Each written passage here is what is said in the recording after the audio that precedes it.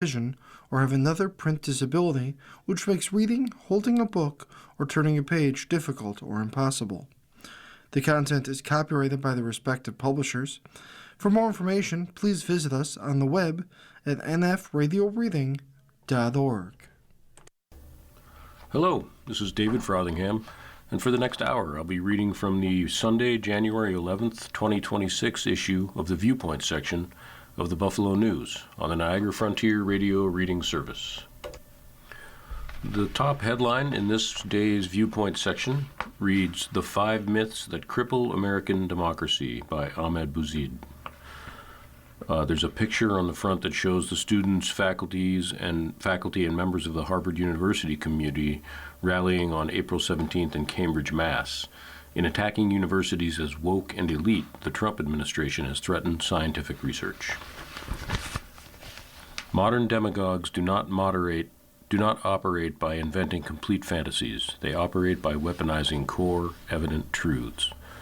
Their most potent narratives begin with real wounds: neglect, inequality, corruption, contempt, cultural anxiety, and then twist those wounds into myths that serve only to concentrate power and disable collective action. These myths are seductive precisely because they feel familiar, timely, and even self-evident. They speak to the lived experience of a public that is ignored, overburdened, misrepresented, and denounced by some as a collection of deplorables. But the purpose of these myths is and never has been to diagnose. It is and always has been to divert, deflect, distract, and ultimately to deflate and disarm. One of the most enduring of these myths is that of the silent majority. It begins with an easily demonstrable fact: most people are unheard. They work long hours and toil heads down, but lack political access to see little evidence that anyone in public office takes their needs seriously. Yet instead of empowering this majority, the myth turns their disposition into a flattering identity. They are told they are the country's moral core, the salt of the earth, the true but muted center of national life. The result is a sort of immobilization. The majority remains silent because the myth tells them their silence is their core virtue, the secret to their strength. They don't complain, they just work hard and do their best. Demagogues then step forward to speak on their behalf, converting public frustration into private authority, while the actual silence of the public persists, deepened, encouraged, and normalized. A democracy that requires engagement, real participation, real voice, finds itself ruled instead by cynical, self-serving, manipulative ventriloquists. Closely tied to this myth of the swamp, a narrative is the myth of the swamp, a narrative that thrives on another real perception. The political class is indeed self-serving, insulated, and often captured by organized interests, big and small. But instead of channeling this anger toward structural reform, transparency, accountability, participatory governance, campaign finance overhaul, the swamp is rendered as a vague, malevolent fog. And because it is vague, it can be blamed for everything. And because it is everywhere, it can be used to justify nearly everything. Leaders who pledge to drain it, gain license to purge institutions, weaken oversight, cut the very programs that benefit victims of this swamp, and replace civil servants with ideological loyalists focused on championing the interests not of the working class, but those of the powerful, tiny slice of the population. In the name of fighting corruption, new forms of corruption bloom unchecked. The myth hollows out the very institutions democracy requires to constrain power. The myth of the elites performs a similar inversion. Again, it begins with a true insight. The concentration of wealth and influence in the hands of a small, unaccountable minority does distort public life. But demagogues do not direct anger toward these actual centers of power. Instead, they redefine elite to mean whoever is convenient for their agendas: journalists, teachers, researchers, librarians, scientists, ordinary professionals who possess neither great wealth nor structural authority. Meanwhile, those who genuinely dominate politics, the billionaire donors, the monopolistic corporations, the financial architects of inequality, are quietly excused and in fact protected. Public outrage is rerouted away from the actual holders of power towards symbolic enemies who pose no threat. In this way, inequality deepens while the public believes it is fighting it. Another myth, that of the real American, taps into the deep human need for belonging. People want to feel rooted, recognized, part of a story larger than themselves. But in the hands of a demagogue, belonging becomes a lethal weapon. The phrase draws an invisible but unmistakable line and rests on a dangerous illusion. Some people count more than others. Some are more authentic, more deserving, more loyal. The effect is to divide the public into mutually suspicious factions, to turn citizenship itself into a hierarchy. Policy becomes a tool not of broad representation, but of punishing the unreal, the immigrants, legal or not, recent or not, dissenters, minorities, the urban, the different. A democracy that depends on a shared public identity fractures into warring tribes, each convinced it alone embodies the nation's soul. Finally, there's the myth of the taxpayer, perhaps the most quietly destructive of them all. It begins with an unassailable fact. Citizens fund the state and deserve responsible stewardship. But once moralized, the taxpayer becomes a righteous identity that excludes far more than it includes. Those who need public support, families without means, workers between jobs, the disabled, the elderly, the hungry children, are recast as burdens. Budget debates turn into morality plays. Public goods such as schools, transit, healthcare, and infrastructure are starved in the name of protecting taxpayers, who ironically lose the very services their taxes were meant to secure. Meanwhile, the true abusers of the tax system, corporations exploiting loopholes, the wealthy sheltering billions, the $1 trillion military budget, are conveniently left out of the bounds of what is legitimate debate. The myth weaponizes fiscal anxiety to erode the public sphere itself. Taken together, these 5 myths form a closed circuit of democratic paralysis. Each contains a grain of truth, hence their surface-level appeal, but each truth is redirected away from collective empowerment and toward narrative manipulation. The unheard majority is praised and lauded and symbolically elevated, but it is never empowered. Real corruption is denounced but never reformed. Concentrated wealth is acknowledged but never confronted. Cultural belonging is affirmed, but only in ways that divide us, not celebrate what unites us. Fiscal responsibility is defended, but only by dismantling the very infrastructure that sustains democratic life. In a functional democracy, grievances are catalysts for action. In a demagogic system, they are raw materials for narrative bloating. These myths, all of them seductive, familiar, endlessly repeatable, comforting in their surface resonance, transform real suffering into political theater. They hollow out democratic imagination, leaving citizens with the bitter sense that something is wrong, but without offering a clear sense of how to fix it. The task for anyone seeking democratic renewal is not merely to refute these myths, but to expose the hollow machinery behind them and, more crucially, patiently work to replace them with mechanisms of real participation, real voice, and real power. Without that, the myths will endure and calcify, and the public will remain, as intended, silent and powerless. The next headline in this day's Viewpoints section reads, "An Inspiring Next Chapter for Buffalo is at Hand" by Michael Gaynor. As someone who arrived in Buffalo in 2005, Byron Brown has been the only mayor that I've known. In those first few years after I got here, we did a lot on the east side of Buffalo with the organization I founded, Buffalo Reuse. We created a vibrant community store, we salvaged vacant houses to reclaim useful materials, we planted trees, started community gardens, piloted best practices for improving vacant spaces, and mentored and trained youth. We brought people to the east side not just to buy materials needed to improve their homes, but to contribute to transformative change. Buffalo Reuse was an inspiring chapter for many. Despite all the positive energy we created, our efforts went largely unnoticed and certainly unsupported by city leadership. At some point, you just hope that if your elected officials aren't going to be supportive or open doors, at least they won't obstruct or create unnecessary burdens. For the most part, this is how we proceeded with our work for nearly 20 years.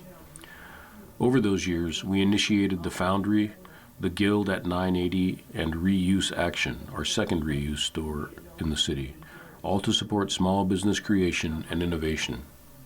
City officials mostly stayed out of our way, but their lack of involvement and care was a massive missed opportunity for the community. When we launched a campaign for mayor, it was not because we thought we had all the answers. We ran because we want to live in a city where our elected officials are responsive to community needs and work tirelessly to solve Buffalo's quality of life issues. We wanted a government willing to experiment with best practices that address the challenges of poverty, housing, community development, vacancy, and inequity. A government that has the courage to do what is just and right to improve the lives of people in every neighborhood. This is what positive leadership can do. After decades of neglect, the incoming Ryan administration can be the facilitator to help Buffalo achieve this potential. Recently, I attended the Q&A with the mayor-elect Sean Ryan at the Birchfield Penny Art Center. I witnessed a different man than one I had campaigned against. Ryan's responses appeared less calculated and more authentic. His delivery seemed natural and principled. This impression has been further strengthened by the thoroughness and intention of his transition team. I am hopeful that there is a willingness to think big, to be open to new ideas, and to enact transformative change to City Hall culture. Ryan's election as our next mayor should be a call to action for all of us to engage, support, and magnify efforts that can really help transform the city. Buffalo has profound and dramatic needs, far in excess of what can be met by any one administration alone. The largest task of the incoming Ryan administration is to craft a government that is accessible, responsive, and innovative in improving services and quality of life. Doing this while leveraging the capacity, ideas, and initiative of small businesses, nonprofits, and ordinary citizens is the true promise of positive, unifying leadership. I'm eager for leadership that invites new faces to the table and is willing to think big. This is the potential of the Ryan administration, to lead us from the front along with all of us. We will continue our work to improve our communities as we have been doing for the past 20 years. We are eager to collaborate. Let's think big, let's create and build, and let's do the work to achieve an inspiring next chapter for Buffalo. Michael Grainer is the founder of Buffalo Reuse and was an independent candidate in the recent mayoral election. On the second page of the Viewpoints section is the editorial, and the headline for that reads, "Waterfront at Risk. Albany should fund waterkeepers' critical shoreline restoration projects." They say nature always bats last, but a home run for Lake Erie could spell disaster for Buffalo's waterfront infrastructure. Western New York's proximity to the abundant freshwater resources of the Great Lakes is a definite asset for the region, except when extreme weather encourages that water to crash through man-made barriers, compromising shorelines and flooding neighborhoods. Buffalo Waterkeeper is stepping in to help stabilize this relationship, once again demonstrating its care for the health of our area waterways.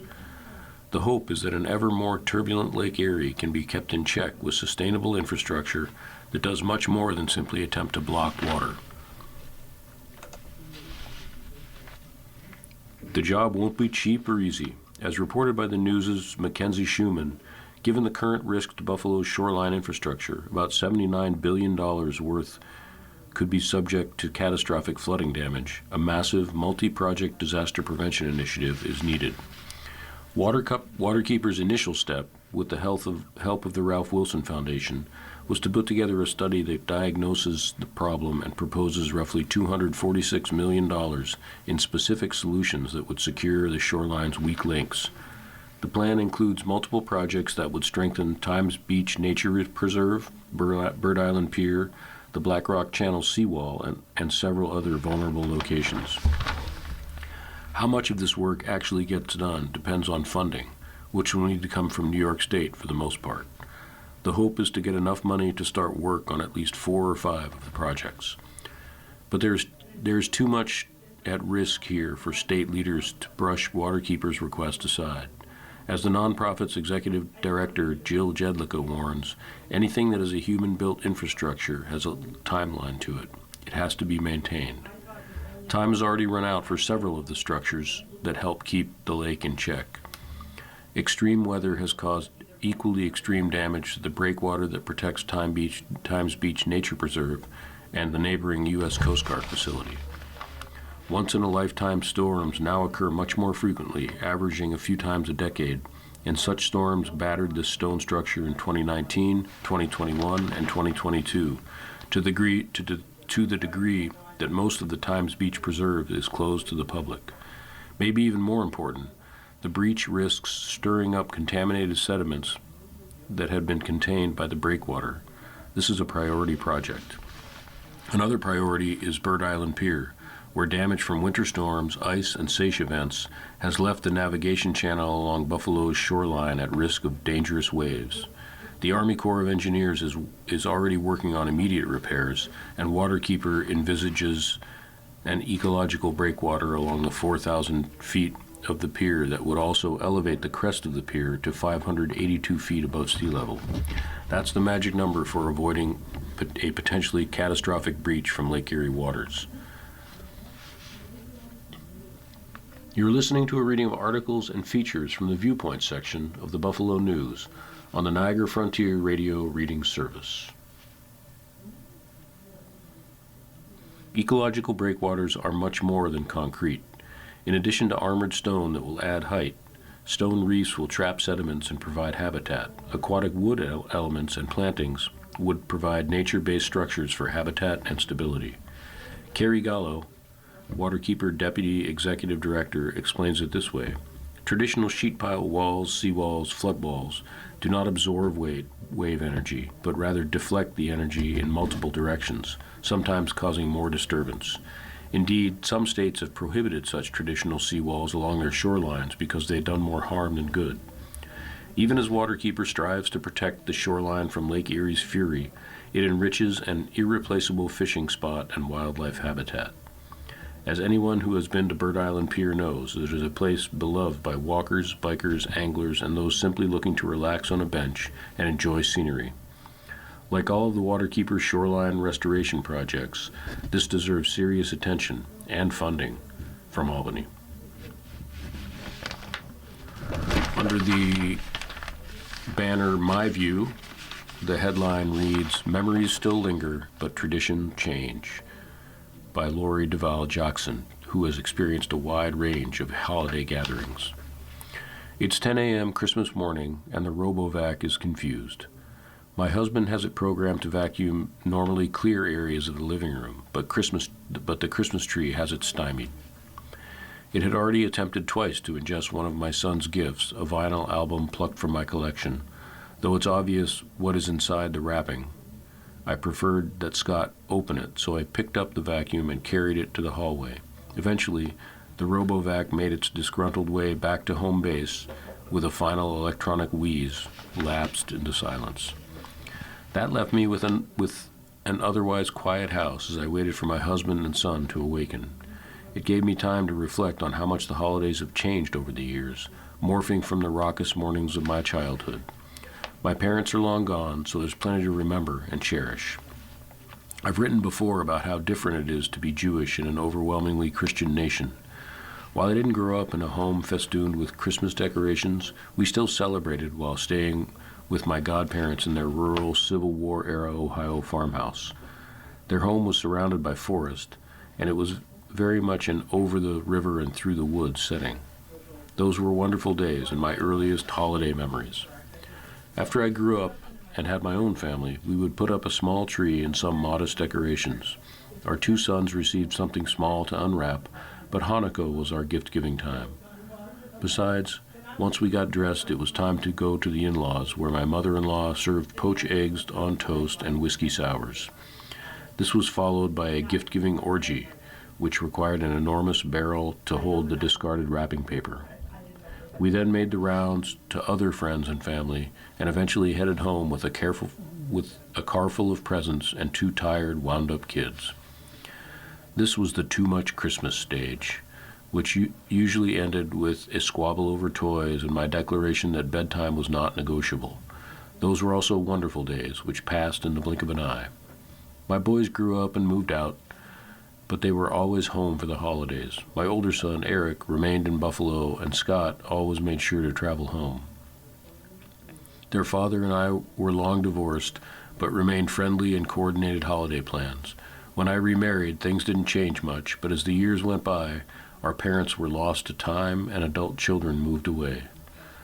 When my sibling moved to Florida, I realized with a shock that I only had my Buffalo son left in the way of family. There's a niece by marriage who had her own family and plans, and one nephew who remained local but distant. The last truly happy holidays took place 6 weeks before my son Eric died unexpectedly. We had thrown a holiday party that he attended along with his friends, and I remember thinking how great it was to have a house full of people again. Which brings me to this morning. Scott is home for a week, and for the first time since moving away, my brother and his family returned for the holidays. The highlight was a dinner at Salvatore's, which was a tradition to my parents started. It was fantastic to see my family together again. A lot has changed, but some things remain the same. After all, someone has to make the poached eggs and whiskey sours. On this same page, under the Another Voice History banner, the headline reads, "Nation that Values Diversity is Stronger," by Robert Potzik. Noted documentarian Ken Burns and his team have given us a remarkable view of our early history in the 6-part, 12-hour project called The American Revolution. It is eye-opening in many regards, not the least of which show how tenuous our struggle for independence was and the many defeats and setbacks George Washington and his colonial army suffered. To me, the documentary illustrates how little we really know about the formation of our country. I was already aware of this through programs I have offered to community groups on American history. Burns himself has said, "There's a vast middle ground of Americans who are curious but ignorant of history." In the documentary, it was fascinating to learn that Washington's troops represented the diversity of colonial America, including immigrants from a number of countries, free and enslaved blacks, and members of several Native American tribes. They were as diverse then as we are now. Something drew them to the cause and united them across their many differences. At that time, it was the strong desire for freedom and independence from England. Slowly but surely, they were becoming Americans, and they helped give birth to the country we live in today. To me, this represents the central role that immigrants to our country played to help our country become the wealthiest and most powerful nation on earth. It is a role they play to this day, drawn to America by 3 powerful desires: safety, freedom, and opportunity. In the process, they contribute energy, industriousness, and inventiveness that fuel our economy. Noted author and columnist David Brooks describes America as a crossroads nation, attracting a potent combination of talent from across the world. Author and commentator Fareed Zakaria views America as the first universal nation. I believe that our continued success as a nation depends not on achieving some kind of purity that excludes others, but on the inclusion of others in a way that makes us stronger. Purity for a nature is an illusion and can be dangerous. It is actually un-American. The motto E pluribus unum, which appears on our currency, acknowledges the truth that we are stronger when we combine our diverse strengths for a common purpose. Robert Potzik is a retired New York State Education Department administrator and manages programs statewide for immigrants and refugees. On the 3rd page of the Viewpoints section, the first headline reads, "There are many times when we simply need to put down our foes," by Froma Harap. The year opened with what could be one of the most horrifying videos of 2026.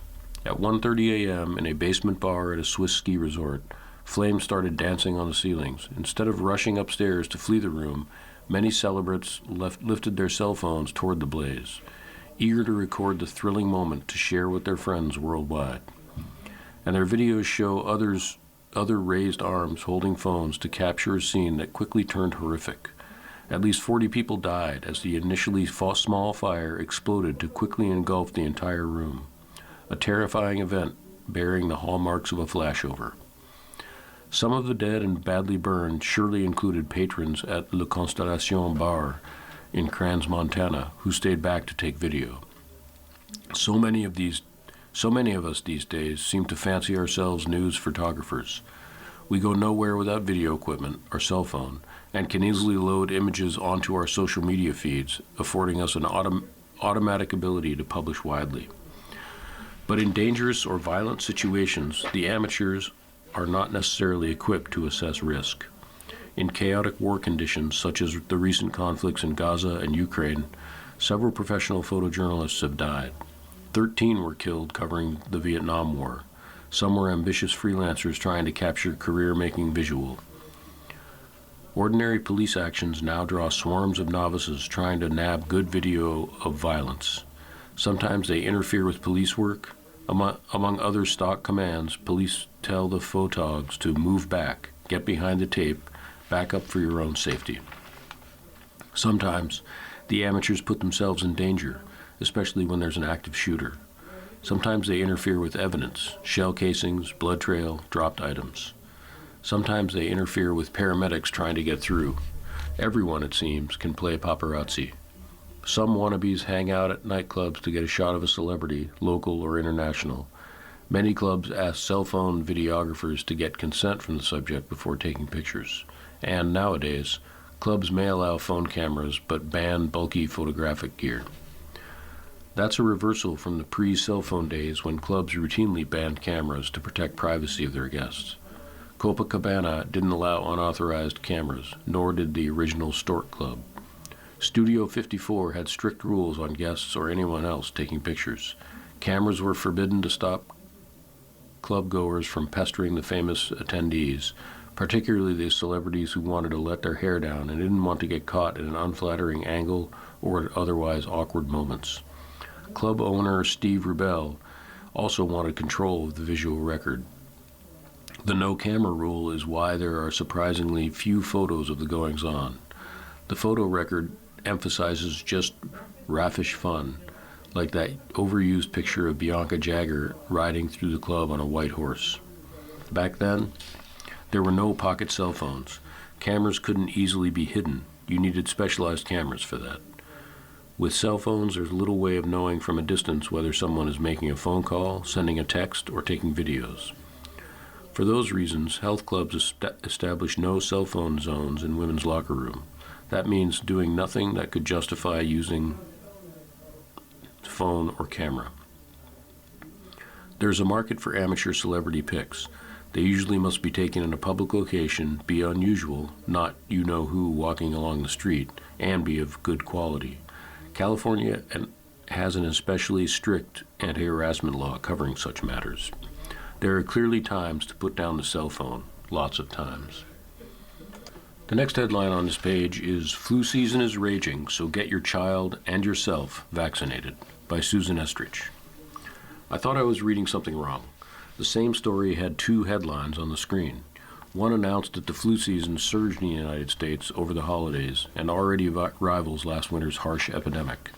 The other, the caption for the picture of a flu shot that ran with the story, announced the Trump administration said it no longer will recommend flu shots or other types of vaccines for all children. Same day, same story. Flu is raging out of control. More people are getting sicker. Children are getting hit hard. Seniors are ending up in the hospital. People are dying. What to do? Cut back on vaccines. The Centers for Disease Control and Prevention estimates that at least 11 million illnesses, 120,000 hospitalizations, and 5,000 deaths from flu have already occurred this season. Until now, the uniform recommendation was that everyone 6 months and older get a flu shot, as long as their immune system was strong enough. That was until Monday. No major studies were done to change anything. The only thing that changed was politics. The anti-vaxxer with all the vaccinated children promised the Senate that he wouldn't mess with childhood vaccines. He did. With the flu raging out of control, federal health officials on Monday announced they no longer will recommend flu vaccinations for children, saying it's a decision parents and patients should make in consultation with their doctors. Great. We're effectively taking away health insurance from millions of people, eliminating the subsidies that make incomplete plans at least partly affordable, and then telling parents to go have a conversation with the doctor they don't have about whether their child should have a flu shot. And the hepatitis shot? There's a whole list of what you're going to have to ask for instead of automatically getting. Fewer children will be vaccinated. Isn't that the whole point? The ones whose parents get told is not necessary, not required, dangerous even, or maybe just up to them. The ones who never have a consultation with anyone, and the more will get sick. I believe in vaccines. I come from the tail end of the polio generation. Older kids got it, we heard about it, but it was the miracle of modern medicine that we stood in line at school and were spared it. I did not stop obsessing about COVID until my loved ones were vaccinated, which was not enough to protect my daughter from contracting long COVID, but it has saved millions of lives. Have we forgotten that? I have always thought of parents and pediatricians who don't vaccinate their children as selfish, assuming their own children are hardy enough to weather serious illness, which they may not be, without considering the others whom they are exposing, including kids and adults who are immunocompromised. When my kids were younger and I was on the board, it was our policy to require all kids to be fully vaccinated unless there is a specific medical reason they could not be. Fewer diseases, herd immunity. MAGA Maha man Robert F. Kennedy Jr. managed to rewire the bureaucracy and restructure the various advisory boards to give a voice to a faction that did not earn one on the merits of its science. He is now acting on it. It is possible to protect yourself and your family. You can get vaccinated as Kennedy did for his own children, as President Trump did for flu and COVID last October.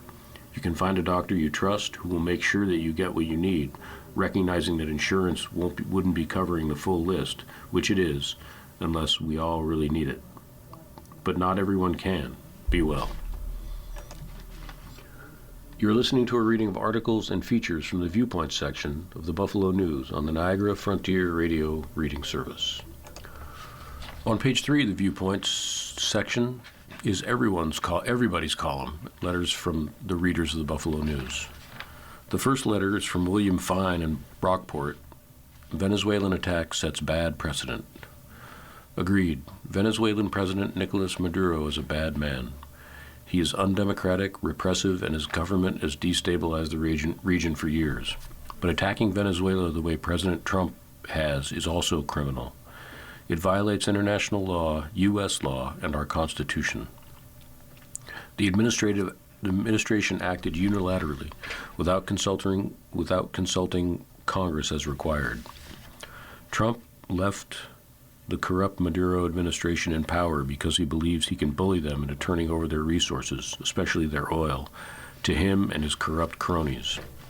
Republican politicians like Claudia Tenney will just go along with this illegal and corrupt activity.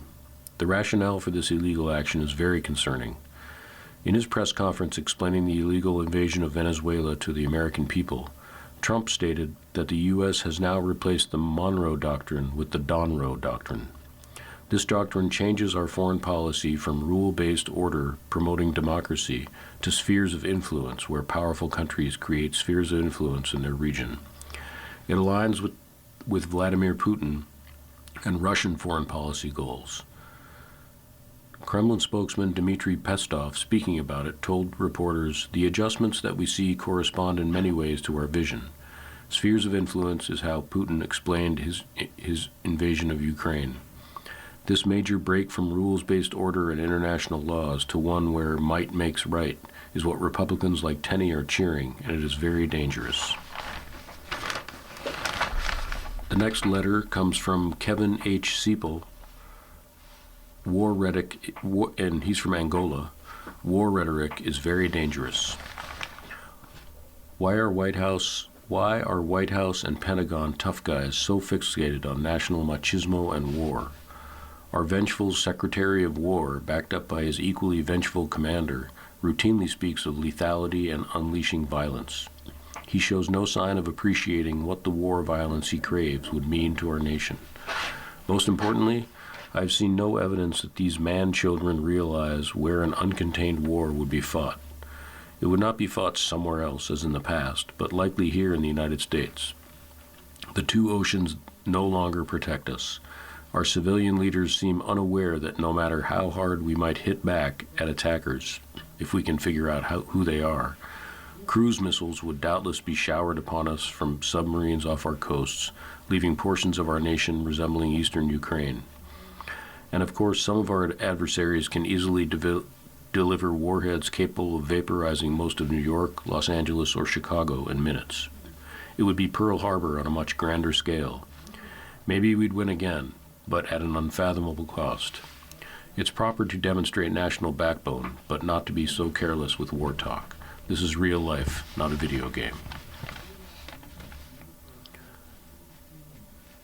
The next letter comes from Paul Kasperzak in Cheektowaga. Bills need leadership to win the big one. My first year of watching the NFL was Thurman Thomas's rookie season in 1988. I grew up listening to Art Wander and the coach, Chuck Dickerson. The coach enlightened people who were playing high school football like me. I've been a student of the game from the moment the coach came to WGR. I had my blog, Casper's Corner, which Brad Ryder read at WECK. Buffalo Bills head coach Sean McDermott can talk the talk, but can't walk the walk. For example, WGR's Nate Geary retweeted a play from the Bills' loss to the Texans, where the Bills were in a 4-3 under defense. That is equal to a 3-4 defense. Defensive tackle Jordan Phillips was supposed to be lined up on the center, but was lined up on the right guard. Middle linebacker Terrell Bernard was responsible for moving Phillips over, but didn't. In the end, everyone thinks wide receivers are important to winning. As the saying goes, offense wins games, defense wins championships. McDermott is another Marv Levy and will never win a Super Bowl. To win it, you must execute and be strategic, and McDermott lacks strategy. The next letter comes from Evelyn Wackett in Buffalo. Data center will hurt wildlife and Senecas. The idea of placing a 2.2 million square foot, 500 megawatt data center in the middle of several wildlife management areas and the Tonawanda Seneca's nation's big woods is the worst ever. First of all, the Iroquois National Wildlife Refuge is one of the many important birding areas in western New York, a refuge for many birds to rest, nest, feed, and raise their young. I've heard that over 30% of the endangered short-eared oil population has been lost since the WNY stamp project began more than a decade ago. The other species of special concern in this area are the eastern Massasauga snake, the northern harrier hawk, bobolynx, long-nosed bat, and the cerulean warbler. All are at risk here. The owl depends on hearing to hunt its prey. How is the owl going to be able to hear if a data center is roaring as loud as a rock concert 24 hours a day, 7 days a week? What about the demand on our power grid and water resources? The STAMP project was intended for advanced manufacturing, not a power-sucking data center. How can the GCEDC be the lead agency for the SEQR? It's like putting the wolf in charge of the sheep. Join the allies of TSN and help stop STAMP. Honor the treaties. Protect the Endangered Species Act. The next letter comes from Bill Licata, Esquire, in Buffalo. Trump administration is weaponizing medicine. The Trump administration's impending moves to effectively ban gender-affirming care for transgender youth are not acts of prudence. They are acts of coercion. By threatening hospitals with the loss of Medicare and Medicaid funding, the administration is not regulating medicine, it's weaponizing it. This rash and dangerous approach would make evidence-based care functionally impossible, even in states where it remains legal, substituting political ideology for clinical and medical judgment. Supporters of these measures, including RFK Jr. and Dr. Oz, argue that children are being rushed into irreversible decisions, unduly influenced towards surgery, and harmed by treatments they cannot fully understand. This argument mischaracterizes the care itself. Surgeries on minors are exceedingly rare. The overwhelming majority of pediatric gender-affirming care consists of counseling and, in some cases, carefully monitored reversible treatments. At its core, the opposition rests on a darker claim, that transgender children are not who they say they are, and that transgender identity itself is a pathology. This is why therapy is invoked as evidence of illness rather than what it actually is, support. Why does the MAGA fringe insist on this specious argument? We do not deny grief care to children or call grief a mental illness because it may require counseling. Yes, the law rightly recognizes limits on children's autonomy, but that paternalism exists to protect children's welfare, not to erase their lived reality or override families and expert physicians acting in good faith. The next letter comes from Marie Lyons in Buffalo. Unfortunately, not everyone does this. Some only clear a path that is only a shovel width. Technically, they have shoveled their walk. The standard shovel is 18 inches wide. This isn't wide enough for someone who uses a guide dog, let alone a person in a wheelchair. Others leave a hump of snow between their property and the one next door. Come on, folks. I think we can do better than that. Let's clear the sidewalks so all citizens can use them. At the end of the Viewpoint section is the column Hints from Heloise. Reader writes in with comments. Dear Heloise, I really enjoyed all the comments in your recent columns. Some places I go, such as the senior center and doctor's offices, ask that you not wear cologne as it causes problems with many people's breathing. I am someone who has trouble breathing, and I am so grateful when I see such a sign.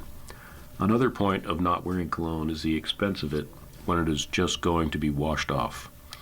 On another note, I already use a medicine organizer that I refill every 28 days, but I also put AM or PM on the bottle caps.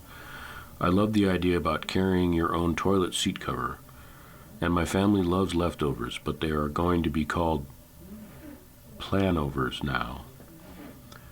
Thank you so much for your column. I read it in the Tulsa World. Have a wonderful day, especially to those reading this. Terry in Oklahoma. Plastic problems. Dear Heloise, I have the privilege of reading your column in the Ventura Star. In a recent edition, the letter about using plastic until its end could cause our end as well. There are many medical reports stating the horror of microplastics. They are being found during autopsies and found in our brains, hearts, livers, kidneys, etc. Plastics are deadly, not only to us, but to other creatures as well. It's cheap and a boon to corporations financially. These reports are all over the medical profession in Europe. Evidently, we don't want to upset the conglomerates here. Please be aware and safe. Jim S. in Oak Park, California. My jacket shrunk. Dear Heloise, after washing my 80% cotton velvet type jacket inside out on Gentle, I accidentally put it in the dryer and now it's a size too small. Is there some way to return it to its original size or even close to it? Stretch, pull, soak in fabric softener? I want to do it correctly if there is a solution. Only you would know. Thank you for your many decades of tips and hints. KH in Palmdale, California. Kay, you can check with local dry cleaners, but as far as I know, it's not going to ever go back to its original size. I know dry cleaning can be a bit pricey, but you're usually safer than having a favorite garment professionally cleaned. Toasty and warm. Dear Heloise, we like warm hamburger and hot dog buns for our fare. I save fast food paper bags, put 2 buns inside, and microwave them for 30 seconds. The buns are warm and tasty and don't dry out. When warming up 1 bun, it takes about 15 to 20 seconds. If it's a package of hot dog buns, I remove the packaging and place them in a paper bag for a minute. It's perfect. Moving on now from the Viewpoints section to the Buffalo Next section, which is your guide to a changing Buffalo Niagara economy. The headline on the front page reads, "Who's watching us shop?" and shows shoppers in front of a Wegmans store. Why are people so fired up about biometrics? By Samantha Christman. Wegmans Food Markets is facing a growing backlash after confirming Tuesday that it, like many other retailers, uses biometric data in some of its stores to flag high-risk people. The disclosure ignited privacy concerns among shoppers and has drawn scrutiny from local and state officials, who note that the technology is not monitored or well regulated. Some Erie County officials, including County Executive Mark Poloncarz, now are pushing for a law to regulate its use. The controversy has pushed biometric surveillance, once a largely invisible retail tool, into the political spotlight. Data security experts, lawmakers, and lawyers warn that existing laws may not adequately protect consumers from how facial recognition and other biometric identifiers are collected, stored, and shared. As calls mount for new regulations and greater transparency, The debate over Wegmans' practices has become a flashpoint in a broader reckoning over privacy, consent, and the expanding use of surveillance technology in everyday public spaces. To be sure, biometric data collection is likely already in use at many stores locally. Some shoppers don't understand the kerfuffle. If a retailer wants to use their likeness to ensure they are not shoplifting or causing trouble, and they have nothing to hide, they shouldn't be worried, right? Wrong, said data security experts. All a company has to do is say, this is for security, and everybody says, okay, said Davy Ottenheimer, a data security expert and author of the book, The Realities of Securing Big Data. What are biometrics? Biometric data are unique physical and behavioral characteristics, such as a person's fingerprint or gait, which are used to identify a person. People use it every day to unlock their cell phones and board airplanes, but it brings with it privacy concerns about how the personal and private data is stored and used. Why is it used? Companies use biometrics as a way to prevent shoplifting, a significant expense for most stores. The technology can help identify people who have been flagged by the system for past offenses. Companies also use biometric data for streamlining operations like tracking attendance or making payments faster, personalizing the customer experience with retail and marketing, or to monitor employees' productivity. They also use them to make money through things like hyper-targeted advertising, analyzing and exploiting customer behavior to boost sales, and even detecting emotions to tailor experiences that drive revenue. How widespread is it? Biometric data collection happens at many stores, including Whole Foods, Walmart, and Walgreens. Stores in Western New York are not required to notify customers that biometric data is being collected, but local lawmakers are trying to change that. Poland Cars is pushing for a law that would prohibit biometric data collection and storage by retailers, while Erie County legislator Lindsay Lorigo, Republican West Seneca, said she would push for a law that requires companies using facial recognition or collecting biometric data to post signs about it at their entrances, at the very least. You're listening to a reading of articles and features from the Viewpoints section and the Buffalo Next section of the Buffalo News on the Niagara Frontier Radio Reading Service. How is it different? Security camera footage produces a video record of what goes on in a store or business. Biometrics can analyze and identify individuals and their behavior. Passive video surveillance becomes biometric data collection once the recorded footage is used to extract measurable characteristics that can be used to automate recognition or to verify identity. It involves the use of special software that can do things like map facial features or record the patterns of the iris in someone's eye. Why be concerned? We assume technology is some kind of magic that's going to catch criminals, Ottenheimer said. These systems are flawed, and collecting all this data on people can go in different directions. You can use them for discrimination. If you can use it to prevent people from getting access to things and deny them access and monitor them and surveil them, accuse them of things, you lose a lot of privacy, and I'm not sure what you gain. Stores don't make money when they bust shoplifters. They only prevent loss, Ottenheimer said. On the other hand, there is a whole world of profit to be made from tracking people via their biometric data, whether it is sold to a third party or simply mined by the store to do things like charge certain people higher prices. Why are they spending money on this? And if they say it's to solve crimes, I don't believe it, he said. I worked in that exact role, and my take on where the justification for that kind of investment comes from does not lead me to this is going to solve crimes in the store, end quote. It's not ethical to put consumers at such high risk just to allow corporations to make money, he said. And even if a company has the best of intentions, there is nothing stopping the data from being lost, stolen, or misused by less scrupulous entities. Others have pointed out that if a password or PIN are compromised, they can be changed, whereas biometrics cannot, never mind the nearly constant security breaches. Is the technology reliable? It isn't always, studies have shown. A study by MIT Media Lab showed the technology misidentified black people and women by a wide margin, 0.8% for light-skinned men versus 34.7% for darker-skinned women.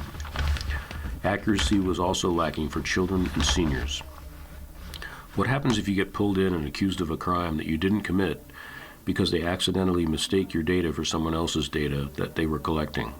Your voice matches somebody else's voice in a crime, and you get sent to jail because they collected your data and made a bad cat match, Ottenheimer said. That's one of the biggest problems, is that they now can put people in jail on false charges with data that is wrong. Is collection regulated? There are a few laws, notes Anna Mercado Clark, a partner and chief information security officer at Phillips Lytle. New York City has a local biometric identifier information law, which requires that anyone collecting biometric data notify all the affected parties via a sign. That's how Wegmans' use of biometrics came to light, because it had to post a sign saying the technology was being used in the New York City store. New York State does not regulate the use of biometrics and the data that stores and companies collect by using it. In Illinois, companies must obtain express permission from an individual before collecting their biometric data.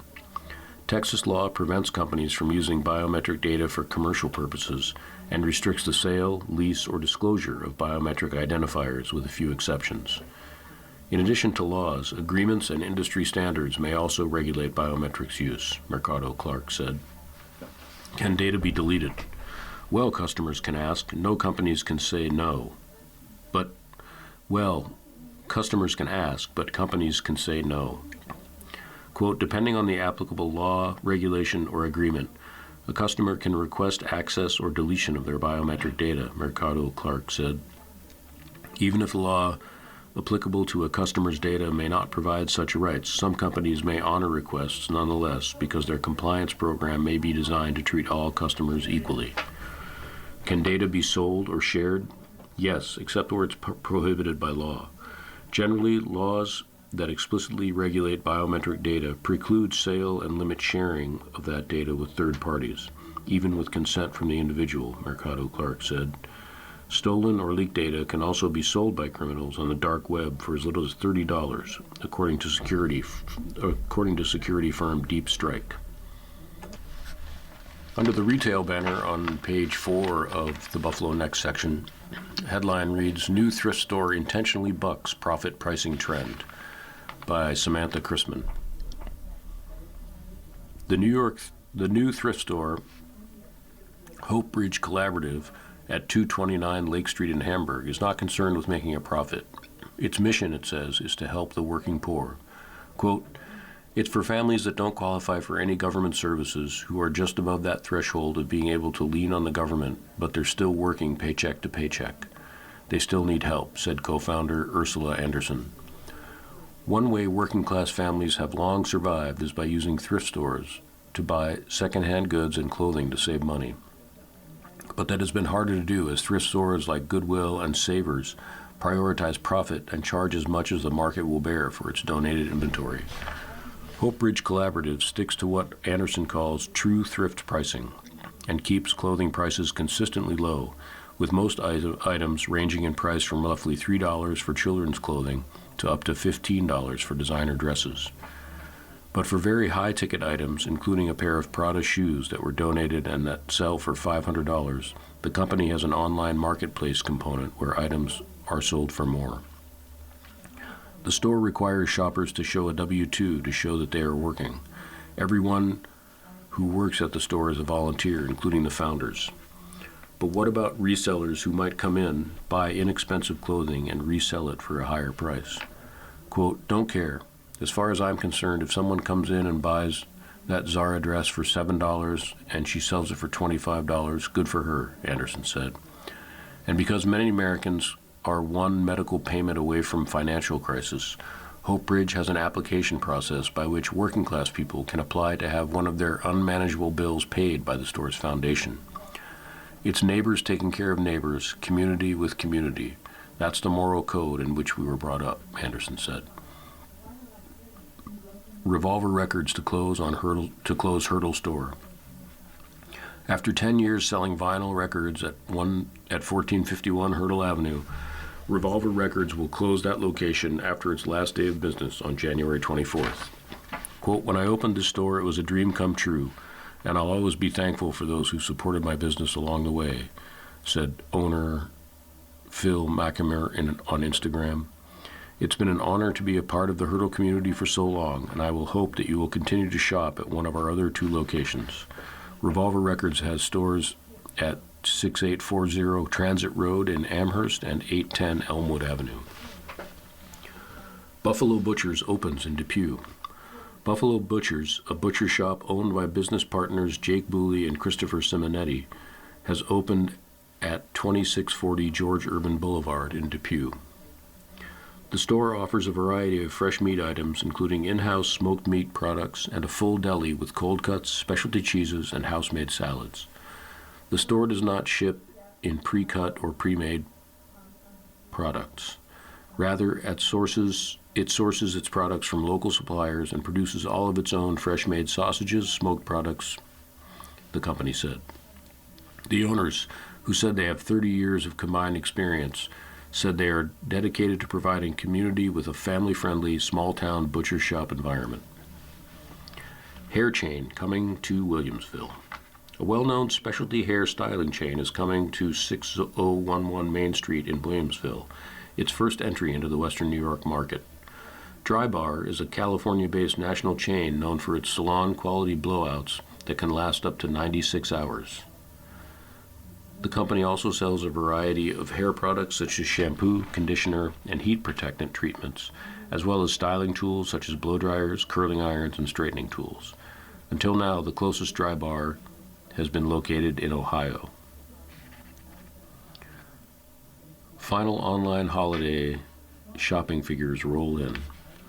Software company Adobe released its final online shopping data for the holiday season running November 1st through December 31st, covering more than 1 trillion visits to retail stores, and records have been broken once again. Shoppers spent $257.8 billion online, which is up 6.8% year over year. A majority of transactions took place on smartphones, with mobile shopping highest on Christmas Day, followed by Thanksgiving. With shoppers strapped for cash, many relied on buy now, pay later offerings, which hit a $20 billion milestone.